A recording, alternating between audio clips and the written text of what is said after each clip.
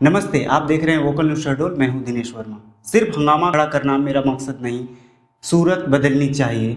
देश की सूरत शिक्षा व्यवस्था में क्या है, शहडोल की सूरत शिक्षा व्यवस्था में क्या है, आइए हम जानते हैं विक्रम सिंह से, जो जिला NSUI के अध्यक्ष हैं। नमस्कार विक्रम सिंह। नमस्कार। कैसे हैं? बढ़िया। तो कैसे बदलेंगे ये शिक्षा व्यवस्था, क्या है आपकी योजना? शिक्षा व्यवस्था को बदलने के लिए हमें सबसे पहले तो उन लोगों पर ध्यान देना होगा जो गरीब शोषित परिवार से आए हुए हैं, जो महंगी शिक्षा होने के कारण आज हमारे प्रदेश में शिक्षा का महंगाई का स्तर बहुत ज़्यादा है। शिक्षा बहुत महंगी हो गई है। प्राइवेट स्कूलों में बेतहाशा फीस ली जा रही है, जिसके कारण वो प्राइवेट स्कूलों में जा नहीं पा रहे हैं। सरकारी स्कूलों की हालत बहुत खस्ता है। और स्कॉलरशिप, सबसे प्रथम बात है स्कॉलरशिप। स्कूल कॉलेजों में जो भी OBC ST SC वर्ग के छात्रों को जो भी स्कॉलरशिप दी जाती थी, वो स्कॉलरशिप भी गवर्नमेंट ने इस समय पे टोटल बंद कर दी है। इस कारण से शिक्षा का स्तर लगातार गिरता जा रहा है। भाजपा सरकार की जो नीति है, जो सोच है, वो समझ से परे है कि आखिर ये चाहते क्या हैं कि छात्र शिक्षित नहीं हो, और शिक्षित नहीं होगा तो इनसे सवाल नहीं करेगा। भाजपा सरकार क्या चाहते हैं, आप क्या चाहते हैं? हम चाहते हैं कि शिक्षा के स्तर को सबसे ऊपर किया जाए। कैसे? सबसे ज़्यादा बजट जो हमारे सरकार का है वो शिक्षा के ऊपर होना चाहिए। और छात्रों कितनी बजट देंगे जी? बजट में आप कितने % शिक्षा के लिए खर्च करना चाहते हैं? शिक्षा के लिए कम से कम, वो तो गवर्नमेंट के ऊपर है कि वो कितना ज़्यादा से ज़्यादा बजट शिक्षा के लिए दे सकता है, और शिक्षा को सही मायने में देखा जाए। वर्तमान में कितना दिया जा रहा है? वर्तमान में अभी तो शिक्षा के लिए जो भी उनके बजट हैं, लेकिन अभी कोरोना काल के कारण से भी थोड़ा सा बीच में ब्रेकअप हो गया था इसमें।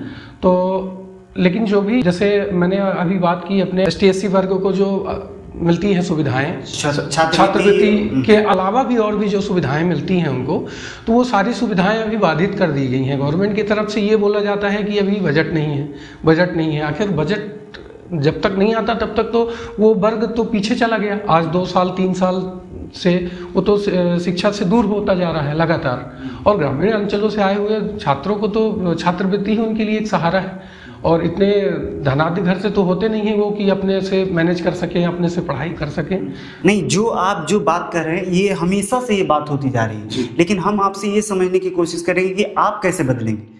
आप कहना चाह रहे हैं कि भाजपा सरकार में बहुत सारी कमियां हैं, तो वो कमियों को आप कैसे दूर करेंगे? जब आप आएंगे, लोगों को आप एग्री करवाएंगे, तो फिर आप किस तरह से करेंगे? आपकी योजना क्या है, लोगों को बताएंगे? मैं चाहता हूँ, हमारी जो सोच है, हमारी सोच ये है कि सबसे पहले तो सरकारी स्कूलें जो हैं उनके शिक्षा का स्तर सुधार होना चाहिए। उसमें जो टीचर भर्ती हो रहे हैं उनकी क्वालिफिकेशन अच्छी होनी चाहिए, ताकि जब वो खुद वेल क्वालिफाइड होंगे तब तो वो अपने बच्चों को शिक्षा दे सकेंगे। यानी कि शहडोल में, पूरे मध्य प्रदेश में जो शिक्षक हैं वो शिक्षित नहीं हैं, उतने ज़्यादा नहीं है। क्योंकि क्या है कि जो आरक्षण प्रक्रिया लागू की गई थी, आरक्षण प्रक्रिया के तहत मैंने देखा है, कई बार न्यूज के माध्यम से ही देखा है कि लोगों को, टीचरों को मतलब किसी चीज़ की स्पेलिंग नहीं मालूम होती है, राष्ट्रगान क्या होता है, राष्ट्रगीत क्या होता है, ये नहीं मालूम होता है। तो मेरे हिसाब से तो वो क्या शिक्षा दे पाएंगे जब खुद भी इतने शिक्षित नहीं है वो। तो शिक्षा के स्तर को सुधारने के लिए सबसे पहले तो अच्छे शिक्षक को वहाँ पे रखना पड़ेगा। स्कूल की जो भी गाइडलाइन है गवर्नमेंट की, उसको अच्छा करना पड़ेगा। नहीं, ये बात तो सच है कि हमने कई बार ऐसे वीडियो देखे हैं, जब हम भी ग्राउंड पे जाते हैं तो देखने को मिलता है कि जो शिक्षक हैं उनको राष्ट्रगान, राष्ट्रगीत नहीं आती, और ये भी उनको पता नहीं होता है कि हमें आज की क्लास में क्या पढ़ाना है और कैसे पढ़ाना है। लेकिन हम ये आपसे जानने की कोशिश करेंगे कि आप उन जो शिक्षक हैं उनको कैसे ट्रेंड करेंगे, या आप ऐसी कौन सी योजना लाएंगे जिससे वो, आप चाहते हैं कि वो छात्र को शिक्षित करे, तो वो ऐसा क्या हो जाएगा आपके आने के बाद जो वहाँ के जो शिक्षक हैं या वहाँ के जो छात्र हैं उन दोनों को लाभ मिल पाएगा? उसमें सबसे पहले तो देखिए करना पड़ेगा कि जो गवर्नमेंट उसमें एग्ज़ाम लेती है शिक्षकों को भर्ती से पहले, ठीक है, वो एग्ज़ाम उन्होंने पास आउट कर लिया, आरक्षण के तहत भी आगे बढ़ गए, लेकिन उसके बाद जो इंटरव्यू की प्रक्रिया है, उस इंटरव्यू में उनको भांपा जाए कि आप कितने शिक्षित हो, आप कितने पढ़े लिखे हो, और उस स्तर से उनकी क्लास तक उनको पहुंचाया जाए कि पहले से लेके 5वीं तक यही हाँ, तो ये तो हमेशा से होता आ रहा है। लेकिन इसमें क्या होता है कि आरक्षण के कारण से वो वर्ग जो है पीछे रह जाता है, जो वास्तव में वेल क्वालिफाइड है वो पीछे रह जाता है, और जो नहीं है उस लायक, वो फिर आगे चला जाता है। और उसके कारण हमारे आप सीधे तौर पे शिक्षा में आरक्षण के विरोधी हैं? बिल्कुल, शिक्षा में आरक्षण नहीं होना चाहिए मेरे हिसाब से। और आरक्षण यदि आप दे भी रहे हैं तो फिर उसको अच्छी तरीके से, मतलब इतना आरक्षण नहीं हो जाना चाहिए कि कोई भी व्यक्ति जाके शिक्षक बन जाए और वो फिर बच्चों को क्या भविष्य दे पाए। लेकिन NSUI के साथ में कांग्रेस भी जुड़ी हुई है, यानी कि कांग्रेस की ये कहे तो एक तालमेल बनता हुआ रहता है। कांग्रेस की टीम है, कांग्रेस की टीम है। चलिए, अच्छी बात है कि आप मान लिए, कई लोग मानते नहीं है। तो वो कहते हैं कि नहीं, हम तो आरक्षण के समर्थन है, आप कह रहे हैं आरक्षण के विरोधी है, कहीं आप पे आप कार्रवाई तो नहीं हो जाएगी इस इंटरव्यू के बाद? नहीं, हर चीज में देखिए आरक्षण, मैं ये नहीं कह रहा हूँ कि आरक्षण ना दिया जाए, आरक्षण दिया जाए, लेकिन जो शिक्षक का चयन हुआ है उस शिक्षक का पहले तो इंटरव्यू लेके और उसको देखा जाए कि वो कितनी क्लास तक के पढ़ाने के लायक है। मैं कहता हूं कि अगर कोई नहीं है उतना क्वालिफाइड, उसका शिक्षक में चयन हो गया है तो उसको फिर उस ऊंची क्लास में ना। कहीं आप गए ऐसे विश्वविद्यालय या ऐसे स्कूल जिसका नाम बताएंगे सीधे तौर पे कि मैं वहाँ स्टिंग ऑपरेशन कर पाऊँ, मैं वहाँ ग्राउंड रिपोर्ट देख पाऊँ कि हाँ यहाँ के जो शिक्षक हैं वो नहीं बता पा रहे, नाम नहीं बता। ग्रामीण अंचलों में जो भी स्कूल हैं वहाँ पे जाके आप कहीं भी जाके ये चीजें आप देख सकते हैं। आप पिछले लास्ट बार में कहाँ गए थे, कौन से गांव गए? नहीं, मैंने जाके ऐसे कहीं भी नहीं, मैंने सिर्फ ऐसे मीडिया के माध्यम से मैंने वीडियोस देखे और देखा कि मतलब वास्तव में हकीकत ये है, कोई मीडिया झूठ तो नहीं बोल रही हो तो सामने। नहीं, मीडिया तो झूठ नहीं बोलती, ये बात तो सच है। लेकिन आप शहडोल से है और शहडोल में आप कहीं गए होंगे। ग्रामीण क्षेत्रों में शिक्षा की स्थिति बद से बदतर है। शहडोल जिले की ही बात कर रहा हूँ मैं। ग्रामीण क्षेत्रों में स्थिति ठीक नहीं है शिक्षा की, और वहाँ पर भी बस बच्चों को जो है कोरम पूरा कर रहे हैं कि हम ड्यूटी पे आए, बच्चों को पढ़ाए और चले गए। तो उतना अच्छा शिक्षा का स्तर नहीं है। ये चीज आप जाके आप ग्राउंड लेवल पे उन बच्चों से भी पूछ सकते हैं कि वास्तव में क्या है, मतलब एक पहली क्लास या दूसरी क्लास या तीसरी क्लास के बच्चे में क्या होना चाहिए। ये हम स्कूल डायरी चला रहे हैं अभी, और स्कूल डायरी में प्रत्येक स्कूल जो यहाँ है उनसे बात करने के लिए जाते हैं। अभी फिलहाल लास्ट में हमने जो किया है वो तिलगनिया, मैं सही से नाम याद नहीं कर पाऊँ, तिलगनिया ऐसा कुछ जगह है, वहाँ गए थे। तो वहाँ जाने के बाद ये पता चला कि ये बात तो सही है कि शिक्षा में कमी देखने को मिल रहा है, बच्चे बहुत कुछ नहीं बता पा रहे अपने क्लास के अनुसार, उस क्लास में बताने चाहिए। लेकिन हम ये नहीं डिसाइड कर पा रहे, या जब बड़े अधिकारी या आप जो छात्र संगठन है उनसे बात करते हैं तो वो आरोप तो लगा देते हैं, लेकिन ये निकल के नहीं आ पाता है कि कैसे करेंगे कैसे। तरीके तो वही है, सिस्टम पे आप हम कमी तो निकालते हैं, लेकिन करेंगे कैसे? बोलते हैं कि हम पैसे बढ़ाएंगे, परसेंटेज जो है शिक्षा की बढ़ाएंगे, खर्च करने की, तो कितना % बढ़ाएंगे, और वो पैसे जो है कई बार अनावश्यक तरीके से यूज कर लिया जाता है। इसमें जो है सबसे पहले तो शासन को इसके ऊपर ध्यान देना पड़ेगा। शासन को व्यवस्था करनी पड़ेगी कि स्कूलों जो ग्रामीण क्षेत्र में जो स्कूल हैं उनके शिक्षा के स्तर को ऊपर करने के लिए उनको विशेष ध्यान देना पड़ेगा। वहाँ पे देखिए, यहाँ पे तो शहर है, यहाँ पे प्राइवेट स्कूलें हैं, आपके पास ऑप्शन है कि आप सरकारी स्कूल में नहीं पढ़ाएंगे अपने बच्चे को तो आप अपने प्राइवेट स्कूलों में, एक से एक स्कूलें बनी हुई हैं वहाँ पे भेज सकते हैं। लेकिन जो ग्रामीण क्षेत्र में, वहाँ पे क्या है, अधिकारी जो है वो रोज दौरा नहीं करते, वहाँ पे कोई जाने वाला नहीं, वहाँ पे कोई देखने वाला नहीं, वहाँ पे अचौक निरीक्षण करके और वहाँ की स्थितियों को सुधारा जा सकता है। अभी भी उच्च अधिकारी जो भी हैं शिक्षा विभाग के, वहाँ पर जाएं, उनकी ओर ध्यान दें, तो ऐसा नहीं है। अच्छा, ठीक है। 1-2 दिन पहले आप यहाँ कोई कार्यक्रम किए, उस कार्यक्रम के बताइए, यहाँ आपने क्या किया और क्या था वो? देखिए, हमारे माननीय प्रदेश अध्यक्ष जी मंजुल त्रिपाठी जी आए हुए थे और हमारे नीतीश गौर जी आए हुए थे जो मध्य प्रदेश के प्रभारी हैं। उनका यहाँ पे शहडोल जिले में दौरा था और शिक्षा बचाओ देश बचाओ अभियान को लेकर वो पूरे मध्य प्रदेश के दौरे पे हैं। इसके बाद वो आगे अनूपपुर जिले गए, फिर डिंडौरी, मंडला, ऐसे करके वो आगे जाते जा रहे हैं। और शिक्षा बचाओ देश बचाओ अभियान के तहत हम लोगों ने एक मशाल जुलूस निकाला था सरकार के विरोध में। तो उस मशाल जुलूस में हम आगे बढ़े और उसके बाद जो है वहाँ पे थोड़ा सा शासन प्रशासन से हमने हर चीज़ों की अनुमति ली थी। उसके बाद भी उन्होंने हमारे ऊपर मामला दर्ज कर दिया। किस तरह का मामला दर्ज किया? मामला उसमें हमारे ऊपर 188 और 285 की धारा उसमें लगा दी गई है। और उसमें ये बताया गया कि ये कलेक्टर के आदेश की अवहेलना है, जबकि हमने एसडीएम कार्यालय में जाके सूचना दी थी और उसकी एक कॉपी हमने सिटी कोतवाली में भी दी थी। और कहीं पर इन लोगों ने हमसे ये नहीं कहा कि आप ये काम नहीं कर सकते या अवैधानिक है या अवहेलना है कलेक्टर मैम की, तो ऐसा किसी ने हमको बताया नहीं। और जब हम रैली लेके चले तो वहाँ पे पुलिस बल पहले से मौजूद था, किसी ने हमको रैली में रोका भी नहीं और हमने शांतिप्रिय तरीके से अपनी रैली को वहाँ पे समापन। तो आप ये कहना चाहते कि प्रशासन भी सरकार से मिली? बिल्कुल मिली भगत है और पुलिस प्रशासन ने भाजपा सरकार के दबाव में आके एक हमारे ऊपर ये प्रकरण दर्ज किया है। अच्छा, तो आगे की आपकी क्या रणनीति है, फिर क्या करेंगे आप? अब आगे उसमें अब तो ये माननीय न्यायालय जी के पास ये मामला जाएगा और माननीय न्यायालय के समक्ष मैं अपनी बात रखूंगा और जो भी उसमें निर्णय होगा माननीय न्यायालय का जो भी आदेश आएगा उसको मैं पालन करूंगा। ठीक है, हम वापस से आते हैं शिक्षा व्यवस्था पे। तो आप कह रहे थे कि हम शिक्षा व्यवस्था को इस तरीके से ठीक करेंगे जिसमें स्कूल में जाने की जरूरत है, उनको शिक्षक को ट्रेन करने की जरूरत है, साथ साथ आप और भी कई मुद्दे हैं देश बचाओ शिक्षा बचाओ में जी, तो किस तरह के मुद्दे आप उठा रहे हैं? देखिए यहाँ पे क्या है कि जैसे अभी कुछ मतलब 1.5 साल हो गए, एक रेलवे ग्रुप डी की भर्ती निकली थी, उसमें करोड़ों लोग बेरोजगारों ने फॉर्म भरे, उस फॉर्म की 500-500 रुपए उन लोगों ने फीस ली, फॉर्म की फीस, और आज तक उसका सोच लीजिए प्रवेश पत्र तक छात्रों को प्राप्त नहीं हुआ है। ये कितना बड़ा घोटाला है, ये कितना बड़ा घोटाला है, उसको आप कैलकुलेट करेंगे तो देखिए कि 1 करोड़ छात्रों ने 500 रुपए पर छात्र ने फीस जमा करी और उसका आज तक आपने प्रवेश पत्र तक नहीं भेजा, तो वो पैसे कहाँ गए? वो शिक्षित वर्ग, वो बेरोजगार वर्ग तो आज भी घूम रहा है, कुछ तो ओवर एज हो गए होंगे उस समय से, जो उस टाइम पे तैयारी किए होंगे वो लोग तो अब ओवर एज हो गए होंगे, वो तो भूल गए।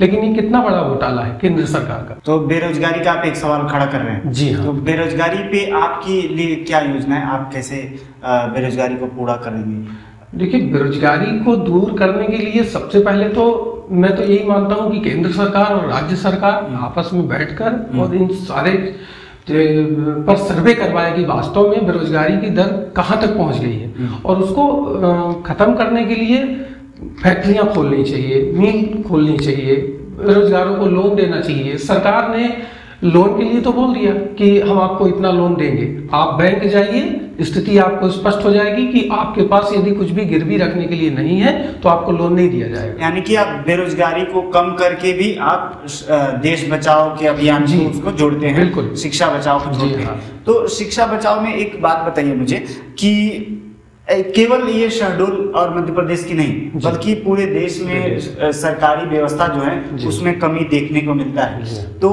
जब मैं अब आपकी सरकार पे आता हूँ, यानी कि आप सहमत हुए हैं पहले थोड़ी देर पहले कि हमारी जो है कांग्रेस सरकार से पूरी विचारधारा मिलती जुलती है, तो कांग्रेस की सरकार में भी ऐसा देखने के लिए मिल रहा था, उस पर क्या कहेंगे आप? कांग्रेस की सरकार में देखिए शिक्षा का स्तर अच्छा था और इन्होंने 10 साल में बिगाड़ दिया। इन्होंने 10 साल में बहुत कुछ से प्रभावित किया है शिक्षा व्यवस्था को, और शिक्षा की ओर मध्य प्रदेश सरकार का तो ध्यान नहीं है और उसी समय से शिक्षा का स्तर गिरता जा रहा है, लगातार उसके ग्राफ में कमी आ रही है और इसके लिए जो है लेकिन आए दिन आप 10 साल की नहीं 10 साल से पहले की अगर भी बात करें तो आए दिन ऐसे वीडियोज आते हैं, इससे पहले भी वीडियोज आते थे और हम जब जमीन पे जाते थे तो देखने को मिलता था शिक्षक तो शिक्षित ही नहीं है, वो क्या पढ़ाएंगे। तो केवल 10 साल और इस सरकार की बात नहीं है, सवाल तो आप पे भी खड़ा होता है कि जो कांग्रेस सरकार है उनके आखिर 70 साल हमेशा पूछा जाता है, हमारे प्रधानमंत्री नरेंद्र मोदी पूछते हैं 70 साल में आपने किया क्या, तो उसमें शिक्षा व्यवस्था तो सवाल तो खड़ा होता ही है। बिल्कुल, शिक्षा व्यवस्था देखिए मैं ये नहीं कह रहा हूँ, मेरा कहना ये है कि जो कांग्रेस की गवर्नमेंट थी उस टाइम पे शिक्षा के लिए बजट अच्छा था, व्यवस्थाएं अच्छी थी और हमारे भी जब साल भर में भी हमारी कमलनाथ जी की सरकार बनी थी, साल भर ही उनको चलाने का अवसर मिल पाया और तो उस टाइम पे भी उन्होंने शिक्षा की ओर विशेष ध्यान दिया, बेरोजगारी के ऊपर विशेष ध्यान दिया। उन्होंने क्या किया एक साल में? बेरोजगारी शिक्षा पे स्कूलों का स्तर सुधर गया था और स्कूलों की फीस एक साल में स्कूलों में नहीं फीस के लिए जैसे फीस था तो उन्होंने फीस के लिए भी एक मुहिम चलाई थी कि ज्यादा फीसें प्राइवेट कॉलेज स्कूलों में नहीं लगने चाहिए, एक सिस्टम बना था। क्योंकि जो आप आरोप लगा रहे हैं ना वो इस तरह से बिल्कुल सीधे आरोप लगा रहे हैं बीजेपी पे, तो ये काउंटर क्वेश्चन मुझे पूछना पड़ेगा कि एक साल में कमलनाथ जी की सरकार आई, एक साल में आप बता रहे शिक्षा बदल गई, शिक्षा नहीं बदलने का उन्होंने प्रयास किया, ये नहीं बोल रहा हूँ कि पूरी तरह से बदल गई, उन्होंने प्रयास किया, उन्हें समय ही कितना मिला, 1 वर्ष का समय मिला उन्हें कुल सरकार चलाने का। कि 10 साल पहले जो है शिक्षा व्यवस्था ठीक थी कांग्रेस की सरकार में, तो कुछ तालमेल नहीं बनता जा रहा है। तो शिक्षा देखिए, अब ये चीजें आप देखिए कि अभी जो विगत 10 वर्षों से 10-12 वर्षों से जब से शिवराज जी की सरकार है यहाँ पे, तो वो अंतर साफ स्पष्ट देखने को मिलता है कि शिक्षा का स्तर देखिए नीचे हो गया है। पहले इतना ज्यादा नीचे नहीं था शिक्षा का स्तर। और ये जो मैंने आपको बताया कि जो ये पढ़ाई के लिए जो छात्र जो सरकार पे ही आ गए टोटली, तो सरकार उनकी ओर ध्यान नहीं दे रही है जिस हिसाब से उनको करना चाहिए। छात्रवृत्ति ही नहीं दे रहे हैं, वो पढ़ नहीं पा रहे हैं, तो इस ओर सरकार का ध्यान मैं आकर्षित करना चाहता हूं। घेर कर रहे हैं आप उनको, सरकार को घेरना चाहिए, आप घेर नहीं पा रहे। हमने हमेशा किया है। अभी कुछ दिन पहले हमने वहां पर भी भोपाल में भी अभी हमारे माननीय प्रदेश अध्यक्ष जी के उसमें कार्यक्रम रखा था, इसको शिक्षा बचाओ देश बचाओ को लेके हम भोपाल भी गए थे और वहां पर हमने मुख्यमंत्री निवास का घेराव भी किया था। उसके लिए हमारे ऊपर लाठियां भी चली, मुकदमे कायम हुए। नहीं तो वो मैं जितना याद कर पाऊँ, वो तो ओपन बुक परीक्षा के लेकर के परीक्षा भी थी, उसमें हमारा ये भी उद्देश्य था कि शिक्षा बचाओ देश भाई, उसके लिए आप क्या करना चाहते हैं, क्या कर रहे हैं और क्यों ध्यान नहीं दे रहे हैं। ST SC OBC वर्ग सबसे ज्यादा इससे प्रभावित हो रहा है, जो कि छात्रवृत्ति से ही अपनी पढ़ाई कर पाता है। तो ओपन बुक परीक्षा जो है उसके समर्थन में भी आप आ जाते हैं, तो लगता है आपको कि क्लास तो चल रही है, विश्वविद्यालय तो खुले हुए हैं, क्लास चल रही है, फिर भी आप समर्थन उनका कर रहे हैं और ये कह रहे हैं कि नहीं परीक्षा जो है वो ओपन से हो। तो बच्चे तो पढ़े हैं, उन्होंने विश्वविद्यालय में शिक्षक से उन्होंने पढ़ाए हैं उनको, तो फिर परीक्षा तो वैसे ही होनी चाहिए जैसे उन्होंने पढ़ाया। कोरोना की वजह से पूरा देश प्रभावित हुआ है और उसी को लेकर जैसे कोरोना अभी फिर से तेजी पे है, रिदम में है, तो NSUI की मांग ये थी कि छात्र उससे प्रभावित ना हो और छात्रों को ओपन बुक प्रणाली से परीक्षा दी जाए ताकि वो कोरोना से बच सकें और अपने घर से ही अपने एग्जाम दे सकें। अच्छा ठीक है, मेरा अंतिम प्रश्न होगा, नई शिक्षा व्यवस्था, नई शिक्षा नीति जो है वो आई है, उसके बारे में क्या कहेंगे आप? अपडेट हैं उससे? नई शिक्षा नीति के बारे में थोड़ा मोड़ा जो मैं जानता हूं, तो वो अभी हम लोगों ने उसके लिए भी विरोध प्रदर्शन किया था। नई शिक्षा नीति ठीक नहीं है छात्रों के लिए, उसमें बहुत थोड़ा मोड़ा आप जानते हैं, थोड़ा मोड़ा जान के आप कैसे कह सकते ठीक नहीं है? नहीं, मैंने जो पढ़ा, जो मैंने सर्च किया, तो उस हिसाब से नई शिक्षा नीति छात्रों के हित में नहीं है और उसके लिए भी हम लोगों ने विरोध। कहीं ऐसा तो नहीं है कि आप विपक्ष का काम केवल इस तरह से कर रहे हैं कि कोई भी नीति जो भाजपा ला रही है उसका बस विरोध करना है? नहीं, ऐसा नहीं है। अच्छी नीतियों का हमने कभी विरोध नहीं किया है। जैसे अच्छी नीतियों, उदाहरण के तौर पर बताएं कुछ कि कौन सी नीति है जो भाजपा सरकार की वो अपने समर्थन में बोला है? नहीं, मैं देखिए, मैं NSUI जब वो हूँ तो मैं जो है छात्रों के लिए ही, छात्र के लिए बात करते हैं आप, ये बात सही है, लेकिन कोई ऐसा उदाहरण आप देंगे छात्रों के लिए? कोई अच्छी नीति गवर्नमेंट लेके तो आए, हम उसका समर्थन करेंगे, लेकिन हाँ बिल्कुल करेंगे, लेकिन कोई अच्छी स्कीम लेके आए जिससे छात्रों का हित हो। यहाँ पे छात्र का हित तो कहीं पे दिख नहीं रहा है। सरकार की पता नहीं क्या मंशा है, सरकार क्या चाहती है कि बेरोजगारी बनी रहे और छात्र पढ़ नहीं पाएगा तो सवाल नहीं करेगा। शासन तो आज ये चाहता है कि कोई सवाल ही नहीं करे, जैसा हम कर रहे हैं वैसा चलता रहे। इसलिए NSUI जहां पर भी गलत होता है उसके विरोध में खड़ी होती है। तो इसीलिए NSUI वहां खड़ी होती है जहां छात्र के हक में और छात्र की बात करे। हमारे साथ हैं शहडोल NSUI जिला अध्यक्ष विक्रम सिंह, जिनसे तमाम मुद्दों पे बात हुई। उन्होंने खुले तौर पे आरोप लगाया कि भाजपा सरकार बहुत सारी कमियों के साथ में आगे बढ़ रही है और इसमें छात्रवृत्ति, शिक्षा व्यवस्था पे सवाल खड़ा करते हुए वो नजर आए। तमाम खबरों के लिए आप देखते रहिए वोकल न्यूज़ शहडोल। धन्यवाद।